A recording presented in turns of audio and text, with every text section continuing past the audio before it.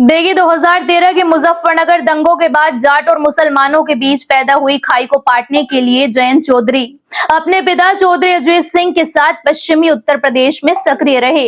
इन दोनों किसान नेताओं की सक्रियता से जाट और मुसलमान नजदीक आए। 2022 के विधानसभा चुनाव से पहले समाजवादी पार्टी से गठबंधन करके जयंत चौधरी ने भाईचारा जिंदाबाद अभियान भी चलाया था। हालांकि 2024 के लोकसभा चुनाव से पहले जयंत चौधरी ने भाजपा से गठबंधन कर लिया और केंद्र सरकार में शामिल हो गए।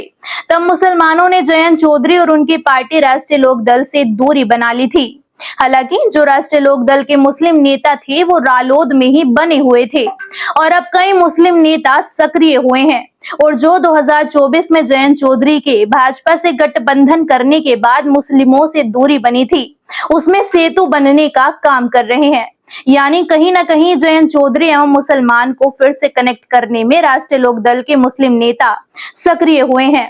तो कौन है वो मुस्लिम नेता जो जयंत चौधरी और मुस्लिमों के बीच सेतु बनने का काम कर रहे हैं और मुस्लिमों के किन मुद्दों पर जयंत चौधरी सत्ता के साथ होते हुए भी बोल रहे हैं, इसी विषय पर चर्चा करने के लिए हमारे साथ मौजूद हैं खोजी न्यूज के संपादक राशिद अली जी। उनसे समझने की कोशिश करेंगे कि भाजपा के साथ जाने के बाद भी मुसलमानों के मुद्दों पर जयंत चौधरी क्यों बोलते रहते हैं और अब मुस्लिमों के साथ उनकी मीटिंग की अक्सर सामने आने वाली तस्वीरें क्या कहती हैं। सर, साल 2013 के दंगों के बाद जाट और मुसलमान को जोड़ने में जयंत चौधरी ने अहम भूमिका निभाई है, क्या कहेंगे आप?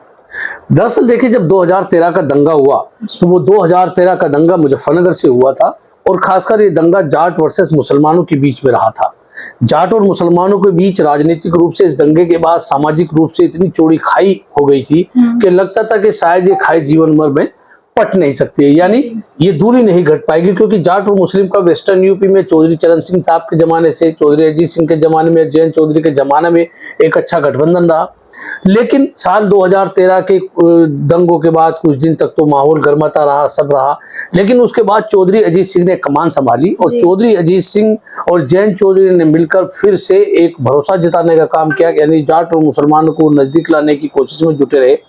और इसकी सबसे बड़ी शुरुआत तब हुई जब हुकुम सिंह की जो सांसद थे कैराना से, उनकी मौत के बाद जब कैराना लोकसभा सीट पर उपचुनाव हुआ तो तबस्सुम हसन को, समाजवादी पार्टी की नेता थी लेकिन तबस्सुम हसन को राष्ट्रीय लोकदल का सिंबल दिया गया और जयंत चौधरी और चौधरी अजीत सिंह ने कैराना लोकसभा सीट पर जाटों के गांव को मथा और उन्होंने जाटों में काम किया और ये भरोसा दिलाने का काम किया कि जाट और मुसलमान राजनीतिक रूप से अगर एक साथ होंगे तो वो भाजपा को हरा सकते हैं। और खैर हुआ भी वही, जब 2018 में कैराना लोकसभा सीट के नतीजे आए तो तबस्सुम हसन समाजवादी पार्टी राष्ट्रीय लोकदल की गठबंधन की प्रत्याशी चुनाव जीत चुकी थी। दरअसल कैराना लोकसभा सीट पर जो तबस्सुम हसन चुनाव जीती, उनके पति मुनव्वर हसन उस क्षेत्र के बड़े नेता रहे। आज में जो इकरा हसन और नाहिद हसन है, उनकी मां तबस्सुम हसन थी। तो 2018 के उस उपचुनाव से जयंत चौधरी ने जिस तरह से भाईचारा आंदोलन चलाया, भाईचारा सम्मेलन किए, उसका एक बहुत बड़ा असर देखने को मिला और कहीं ना कहीं जाट और मुसलमान आसपास आते दिखाई दिए, यानी उस चुनाव में दूरी कम हुई। और इसने उसके बाद 2019 में जब चौधरी अजीत सिंह ने संयुक्त गठबंधन के आधार पर मुजफ्फरनगर से लोकसभा का चुनाव लड़ा तो चुनाव वो जरूर हारे, बहुत छोटी सी वोटों से 6,500-7 हजार के लगभग वोट थी। लेकिन एक मैसेज जयंत चौधरी और चौधरी अजीत सिंह ने दिया कि पश्चिमी उत्तर प्रदेश में उन्होंने जाटों और मुसलमानों को यानी भाईचारा स्थापित करने के लिए, जो हिंदू मुसलमान का इस इलाके में था उसमें भाईचारा स्थापित करने में भी अजीत सिंह की अपना एक अहम रोल था। तो चौधरी जयंत सिंह जो है उन्होंने लगातार मुस्लिम मुद्दों पर काम करते रहे, बोलते रहे। हालांकि साल 2024 के लोकसभा चुनाव से पहले अचानक से अखिलेश यादव में क्या नाराजगी हुई तो जयंत चौधरी ने भारतीय जनता पार्टी से गठबंधन कर लिया। सर, फिर क्यों जयंत चौधरी भाजपा में चले गए? बिल्कुल, ये एक बड़ा झटका इस इलाके के लोगों को था, खाली मुसलमानों को झटका नहीं था, जो उनके समर्थक, जो जाट और किसान और लोग हैं, जो और समुदाय के लोग भी राष्ट्रीय लोकदल से जुड़े हुए थे, उनको भी झटका था कि जयंत चौधरी अभी तक भारतीय जनता पार्टी के साथ लड़ाई लड़ रहे थे, तमाम मुद्दों पर वो उन पर लाठीचार्ज तक हुआ हाथरस में, तो अचानक क्यों चले गए? बहुत सारे कारण हैं। कुछ लोग ये बताते हैं कि अखिलेश यादव उन पर दबाव बनाते थे, भाई आदमी मेरा होगा, टिकट तुम्हारा होगा, और अखिलेश यादव बात नहीं कर रहे थे और बहुत सारी तरह तरह की राजनीतिक चर्चा है। लेकिन जो जयंत चौधरी का फैसला, एक बार तो ये लगा था कि उनका ये फैसला बहुत गलत है और जो उनका एक समीकरण पश्चिमी उत्तर प्रदेश में वो बिखर जाएगा। स्नेहा। सर, जयंत चौधरी के भाजपा में जाने के बाद मेरठ में सड़कों पर नमाज पढ़ने को लेकर पुलिस की पाबंदियों पर भी जयंत चौधरी का बयान सामने आया था। हाँ बिल्कुल, दरअसल जब भारतीय जनता पार्टी के साथ जयंत चौधरी गए तो जयंत चौधरी को भी पता था कि भाई मुसलमान नाराज होगा, सब होगा। कुछ दिन तो जयंत चौधरी थोड़ा सा चुप रहे, लेकिन जब मेरठ में रमजान का शायद वो महीना था, ईद थी, कि सड़क पर नमाज को लेकर पुलिस प्रशासन ने एक आदेश जारी कर दिया था, एक फरमान जारी कर दिया था कि जो कोई सड़क पर नमाज पढ़ेगा उसका पासपोर्ट छीन लिया जाएगा, उसके खिलाफ कार्रवाई की जाएगी। तब भी जयंत चौधरी ने एक ट्वीट किया था और ट्वीट में उन्होंने एक किताब का भी जिक्र किया था और जिक्र करके कहा था कि भाई आप ये नहीं कर सकते, आपको ट्रैफिक नियमों का पालन करना चाहिए, लेकिन आप किसी का पासपोर्ट खत्म करा देंगे या किसी के खिलाफ सख्त कार्रवाई करेंगे तो ऐसा नहीं होना चाहिए। तो जयंत चौधरी जब बोले तो मुसलमानों को लगातार राष्ट्रीय लोकदल के नेता भी ये विश्वास मुसलमानों में जताने की कोशिश में जुट गए थे कि कहीं ना कहीं जयंत चौधरी जो हैं वो मुस्लिमों के हमदर्द हैं, और भले ही भारतीय जनता पार्टी के साथ गठबंधन हो, लेकिन जयंत चौधरी अभी भी मुसलमानों के साथ है, मुसलमानों के मुद्दे पर वो बोलते रहेंगे। तो मेरठ की घटना के बाद ये हुआ कि हाँ ठीक है, वो उन्होंने कहा और मुसलमानों के पक्ष की बात भी की थी इसमें। जी सर, कांवड़ यात्रा के दौरान मुजफ्फरनगर में भी मुस्लिम नाम के ढाबों को नाम बदलने को लेकर हंगामा हुआ था, इस पर भी जयंत चौधरी का बयान सामने आया था। क्या जयंत चौधरी को लगता है कि मुस्लिम अब उनके साथ आ सकते हैं? देखिए, ये उम्मीद तो जयंत चौधरी को है, लेकिन भारतीय जनता पार्टी के साथ होने की वजह से शायद नहीं भी आएगा। लेकिन जिस तरह से मैं पहले कहूँ, साल 2022 के जब तक जयंत चौधरी भारतीय जनता पार्टी के साथ नहीं गए थे, जयंत चौधरी एक मजबूत विकल्प के तौर पर मुसलमानों के लिए दिखाई पड़ते थे। मतलब मुसलमानों को भी लगता था कि पश्चिमी उत्तर प्रदेश की सियासत में जयंत चौधरी के बिना कुछ न होता। ये भी है कि अगर जयंत चौधरी भारतीय जनता पार्टी में नहीं जाते, वो कांग्रेस के साथ मिल जाते या कुछ और करते, तो मुस्लिमों का एक बड़ा तबका और जो भारतीय जनता पार्टी से नाराज है, कामगार लोग हैं, वो जयंत चौधरी के साथ जुड़ सकते थे। जयंत चौधरी कहीं ना कहीं राजनीतिक रूप से बहुत सशक्त होते अगर वो भारतीय जनता पार्टी के साथ ना जाते। लेकिन जैसा तुमने कहा कि कांवड़ यात्रा के दौरान बिल्कुल मेरठ की तरह ये भी था कि जब कांवड़ यात्रा चल रही तो मुजफ्फरनगर में कुछ लोग ढाबे के नामों को लेकर विवाद कर रहे थे। तब भी जयंत चौधरी आगे आए थे। उन्होंने कहा था कि नाम को लेकर विवाद नहीं करना चाहिए, नाम कांवड़ यात्री जो है वो सबके हैं, सभी धर्मों के लिए हैं, तो इसलिए कांवड़ यात्रा में नाम पूछकर मान लिया, खासकर मुस्लिम होटल पे आपत्ति लोग जता रहे थे, उसको लेकर भी जयंत चौधरी ने विरोध किया था। जी सर, पिछले दिनों तबलीगी जमात को लेकर भी हंगामा हुआ था और उसमें रालोद के नेताओं ने मुजफ्फरनगर एसएसपी से मिलकर समाधान कराया था। यही एक टर्निंग पॉइंट जो आज हम चर्चा कर रहे हैं उसका यही से आता है। दरअसल पिछले दिनों एक जमात को लेकर हुआ कि जमातों की तस्दीक होगी, बाहर की जमात मुजफ्फरनगर में नहीं है कि तबलीगी जमात जो होती है, जो धर्म का प्रचार करने के लिए निकलती है, तो उसको लेकर विवाद हुआ। तब पूर्व विधायक हैं नूर सलीम राणा, उन्होंने जयंत चौधरी से इस बात को कहा। राव अब्दुल वारिस भी थे, मतलब कई मुस्लिम नेताओं ने जयंत चौधरी से इस बात को कहा।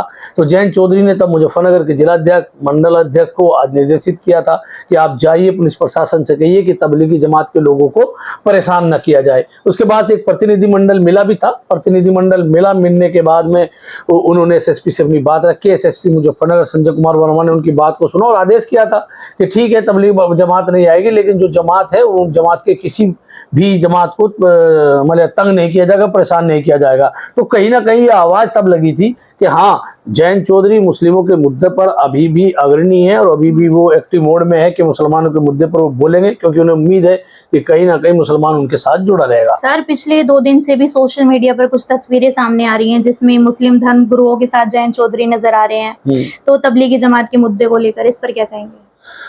दरअसल इसी मुद्दे को जो मैंने कहा, नूर सलीम राणा पूर्व विधायक है, चरथावल से विधायक रहे हैं और राष्ट्रीय लोकदल में है जी। और शामली के राव अब्दुल वारिस हैं, वो भी थाना भवन सीट से पूर्व विधायक रहे हैं। तो तबलीगी जमात को लेकर नूर सलीम राणा दिल्ली, बताया जाता कि दिल्ली गए थे और उन्होंने जो राष्ट्रीय लोकदल के अध्यक्ष हैं और मंत्री हैं जयंत चौधरी, उनसे कहा था कि मुजफ्फरनगर की, मेरठ के, सहारनपुर के, बागपत के कुछ लोग आपसे मिलना चाहते हैं जो तबलीगी जमात से जुड़े हुए लोग हैं, क्योंकि तबलीगी जमात को पिछले दिनों आप ही के कहने से पुलिस ने उसमें सहयोग किया था। तो उन्होंने समय लिया था और वो फिर उनने भी दिल्ली में संसद भवन में गए थे। सर, आखिर में मेरा सवाल यही है कि जयंत चौधरी के भाजपा में जाने के बाद आखिर अब वो कौन नेता हैं जो जयंत चौधरी और मुसलमानों के बीच सेतु बनने का काम कर रहे हैं? बिल्कुल, जैसा मैंने अभी जिक्र किया, दरअसल नूर सलीम राणा मुजफ्फरनगर में इस समय राजनीति में एक्टिव है जी, और चरथावल से चुनाव भी लड़ना चाहते हैं। पहले भी 2022 में भी उनकी दावेदारी चरथावली विधानसभा सीट पर थी, लेकिन जयंत चौधरी ने भरोसा दिलाया क्योंकि सीट भारतीय जनता पार्टी पे चली गई, सॉरी समाजवादी पार्टी पे चली गई थी, क्योंकि समाजवादी पार्टी और राष्ट्रीय लोकदल का गठबंधन था। तो ठीक है, अपना नूर सलीम राणा रहे। लेकिन अभी जो हालिया कुछ मुद्दे होने शुरू हुए हैं, अब नूर सलीम राणा और जो मैंने अभी राव अब्दुल वारिस का जिक्र किया, इस इलाके में एक और विधायक राष्ट्रीय लोकदल के हैं अशरफ अली खान। लेकिन अशरफ अली खान जब से उन पे किले को लेकर हिंदू संगठनों ने थोड़ा विरोध प्रदर्शन करना शुरू किया, विरोध किया था, हालांकि तब जयंत चौधरी अशरफ अली खान के लिए भी थाना भवन किले पे पहुंच गए थे, यानी एक मजबूती देने के लिए, पीछे से एक ये देने के लिए, एहसास कराने के लिए कि जयंत चौधरी अशरफ अली खान के साथ है जो उनके विधायक है। तो ये भी एक जो भी हमने चर्चा की वो भी एक मुद्दा था कि अशरफ अली खान के मामले पर जयंत चौधरी उनके महल पर गए थे, हालांकि उस समय बहुत वो था, लेकिन फिर वो मामला दब गया था। तो नूर सलीम राणा पिछले काफी दिनों से एक्टिव हैं, हालांकि एक्टिव पर लगातार रहते हैं, लेकिन मुस्लिम मुद्दों पर जयंत चौधरी और मुसलमानों को कनेक्ट करने में नूर सलीम राणा अपनी भूमिका निभा रहे हैं। उनके साथ राव अब्दुल वारिस भी इस भूमिका में है। अभी जो आपने जिक्र किया, चाहे वो तबलीगी जमात के मुद्दे पर एसएसपी से मिलना हो, तो भी नूर सलीम राणा, राव अब्दुल वारिस ने जयंत चौधरी को कनेक्ट किया। अब ये कुछ तबलीगी जमात के लोग मिलना चाहते, जयंत चौधरी से धन्यवाद अदा करना चाहते थे जयंत चौधरी का, तो जयंत चौधरी के पास उन्होंने नूर सलीम राणा ने समय दिलाया और नूर सलीम राणा उनको लेकर दिल्ली पहुंचे और संसद में जयंत चौधरी ने बड़ी, बताया जाता है कि बड़ी तसल्ली से तबलीगी जमात के लोगों की बात सुनी। अभी आप कह रही हैं कि सेतु बनने का काम, दरअसल इस इलाके में अगर हम बात करें तो मुसलमान अभी समाजवादी पार्टी के साथ है। हालांकि जब राष्ट्रीय लोकदल सपा का गठबंधन था तो जयंत चौधरी की तरफ ज्यादा झुकाव था, लेकिन जयंत चौधरी भाजपा के साथ चले गए तो स्वाभाविक है मुसलमान की नाराजगी थी। चंद्रशेखर एक नाम बचता है, लेकिन उनके साथ अभी दलित उस तादाद में नहीं है। मुसलमान भी ठीक है, जो जिला पंचायत का चुनाव लड़ना चाहते हैं अभी वो घूम रहे हैं, जो विधानसभा का चुनाव लड़ना चाहते हैं वो घूम रहे हैं, लेकिन ऐसा नहीं है। लेकिन जयंत चौधरी अगर ये जो राष्ट्रीय लोकदल के मुस्लिम नेता हैं, हालांकि एक और नाम था अमीर आलम खान। अमीर आलम खान ने हालांकि बाद में आरोप ये लगाया कि भाजपा से गठबंधन हुआ तो इसलिए मैंने पार्टी छोड़ दी, जबकि हकीकत ये थी कि भाजपा से गठबंधन होने के बाद राष्ट्रीय लोकदल का वो पार्टी में बने रहे। उन्हें उम्मीद थी उन्हें कुछ मिलेगा, लोकसभा चुनाव तक भी पार्टी में ही थे। जब उन्हें लगा कि राष्ट्रीय लोकदल से कुछ नहीं मिलना है तो उन्होंने पार्टी छोड़ दी। अच्छा, जयंत चौधरी भी थोड़ा सा उनसे इसलिए दूरी बनाते थे जब दंगा हुआ था मुजफ्फरनगर के 2013 का दंगा, तो जो अमीर आलम खान है उनकी भूमिका ज्यादा दिखाई पड़ती थी। अब हाँ, इतना जरूर है कि राव वारिस नूर सलीम राणा ने जो काम शुरू किया है वो राष्ट्रीय लोकदल मुसलमानों के बीच हो सकता है सेतु बनने का काम करे। सभी मुसलमान तो न जाए या जा भी सकते हैं, अगर भविष्य की राजनीति में क्या होगा, गठबंधन कैसे रहेगा, क्या होगा, लेकिन इतना जरूर है कि ये नूर सलीम राणा और राव अब्दुल वारिस ने जिस तरह से मुसलमानों से चौधरी जयंत सिंह को कनेक्ट करने का काम किया है, एक सेतु बनने का काम किया है, ये कहीं ना कहीं राष्ट्रीय लोकदल मुसलमानों के बीच बेहतर हो सकता है इसमें। अब तो यही था कि ये अपने तबलीगी जमात वाले बेचारे सब संतुष्ट थे, तो धन्यवाद के लिए कह रहे थे बार बार कि हमें चौधरी साहब का धन्यवाद, वे हमारा धन्यवाद करने आए थे। मैंने कहा जी नहीं, ये जो कुछ हुआ है हाईकमान के निर्देश पे हुआ है। तो फिर हमने हाईकमान से बात कर दी कि धन्यवाद। तो मैं गया था 2 दिन पहले जयंत चौधरी जी के पास मिलने, व्यक्तिगत शिष्टाचार भेंट में। तो उसी दिन बात हुई, तो उन्होंने फिर मुझे कल का टाइम दे दिया था, जो कल चली गई, कल के आप उन्हें लेके आ जाओ। तो उन्होंने हाउस में अपने मंत्री वाले ऑफिस में वहीं बुलाया और सबको तबलीगी जमात के, हमारे मेरठ के मतलब बागपत वाले, सहारनपुर वाले और मुजफ्फरनगर के प्रतिनिधि मंडल हमारे साथ गए, जिसमें हमारे तिरसपाल जी पश्चिम के जो प्रभारी है, हस्तिनापुर प्रभारी, वे और वारिस जी और मैं, हम 3 लोग और प्लस ये सब लोग जमात वाले मिले और उन्होंने धन्यवाद भी करा और आगे के लिए कोई उन्हें दिक्कतें थी वो भी उन्होंने सुनी और समझी और उनकी बात आगे पहुंचाने का उन्हें पूरा आश्वासन दिया। तो आपका यह कहना है कि वो आपका धन्यवाद शुक्रिया अदा करने आए थे, लेकिन आपने जयंत चौधरी से मिलाने की बात कही, जयंत चौधरी से टाइम लिया, तो कहीं ना कहीं आप एक सेतु का काम कर रहे हैं। आने वाला 2027 का चुनाव भी है, जिला पंचायत के चुनाव भी है, आप एक सेतु का काम करने की कोशिश में जुटे हैं कि राष्ट्रीय लोकदल भले ही भारतीय जनता पार्टी के साथ है, लेकिन मुस्लिम मुद्दों पर जयंत चौधरी मुसलमानों के साथ है। राष्ट्रीय लोकदल का इतिहास रहा राशिद भाई पहले से भी। हमारे चौधरी अजीत सिंह साहब ने भी पहले 2 दफे गठबंधन करा, लेकिन अपना सेकुलर वाला, सब धर्मों को लेके चलने वाला और सभी गरीब की, अमीर की, सभी की बात, मजदूर की बात रखने से वे कभी पीछे नहीं हटे। वही जू का तू बात को परंपरा के रूप में हमारे जयंत चौधरी जी भी जू की तू बढ़ा रहे, सभी को लेके चल रहे। किसी वो नहीं है कि भाई जाट है या मुसलमान है, सबकी जिसकी भी जो भी पीड़ित है या जिसकी भी नहीं सुनी जा रही उसकी सुनते हैं और उस बात को अपने पूरी तरीके से रखते हैं। तो आपको हमारा आज का विश्लेषण कैसा लगा कमेंट बॉक्स में कमेंट करके जरूर बताइएगा और जाते जाते हमारा चैनल लाइक भी जरूर करिएगा। धन्यवाद।